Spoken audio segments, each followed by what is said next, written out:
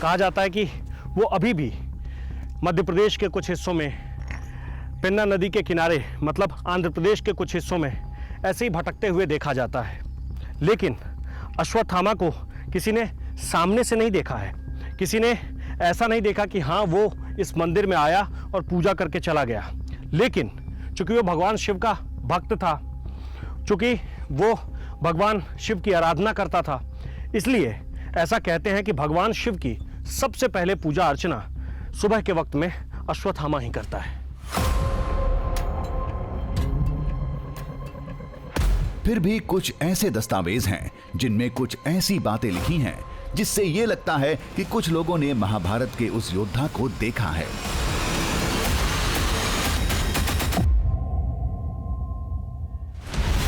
पृथ्वीराज रासो के मुताबिक 1192 में जंगलों में पृथ्वीराज चौहान को एक शख्स मिला था जिसके माथे से लगातार खून बह रहा था।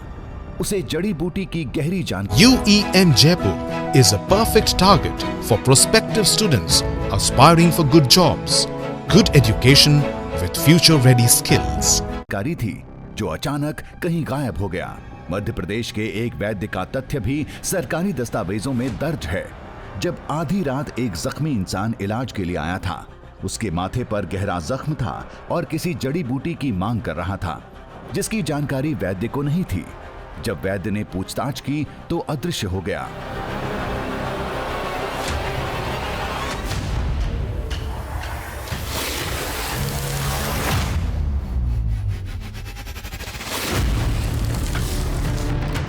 माना जाता है कि वो रहस्यमय शख्स अश्वत्थामा थे, क्योंकि शिव पुराण की शतरुद्र संहिता के मुताबिक द्रोणपुत्र जड़ी बूटी के गहरे जानकार थे। वो देश के हर उस हिस्से में जाते थे जहां खास तरह की बूटियां पैदा होती थीं। अब हम नदी के उस हिस्से में पहुंच गए हैं जहां पानी एक बूंद भी नहीं है। चारों तरफ रेत ही रेत है, सिर्फ रेत। और ये वो जगह है जहां से उस मंदिर तक पहुंचने में बहुत ज़्यादा वक्त लगने वाला नहीं है, क्योंकि यहाँ से रेत के टीले ठीक सामने दिखने शुरू हो गए हैं।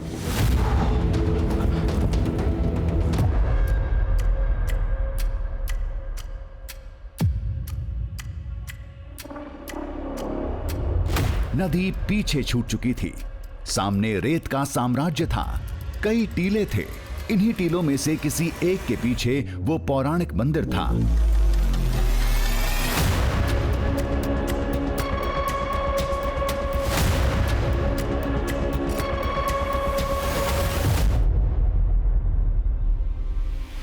जो कुछ देर बाद ही हमारे सामने था।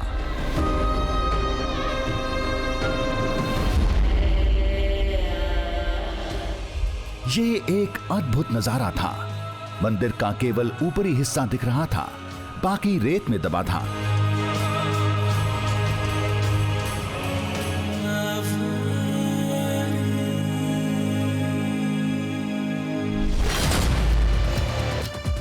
अंदर जाने के लिए एक सुरंगनुमा रास्ता था जो सीधे गर्भगृह तक जाता है।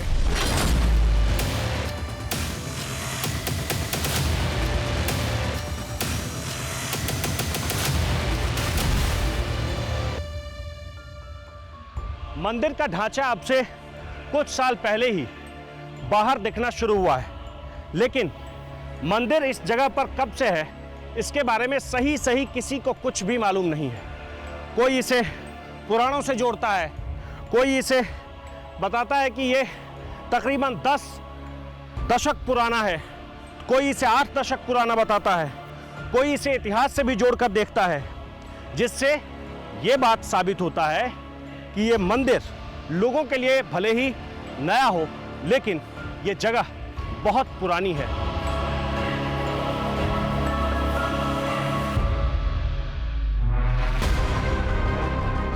लोगों के मुताबिक ये पूरा इलाका सैकड़ों साल पुराना है। यहाँ कई मंदिर थे जो वक्त के साथ दब गए, जिनमें से एक ये अब धीरे धीरे अपने आप बाहर निकल रहा है।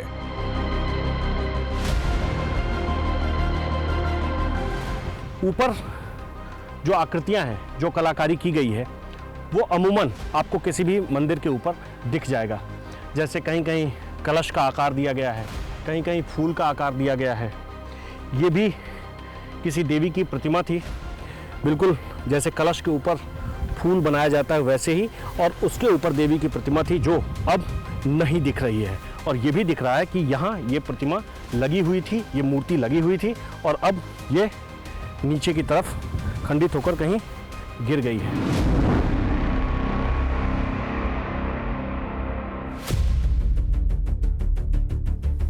आसपास नंदी की कई मूर्तियां थीं। इससे साबित होता है कि यह किसी शिव धाम का खंडहर था।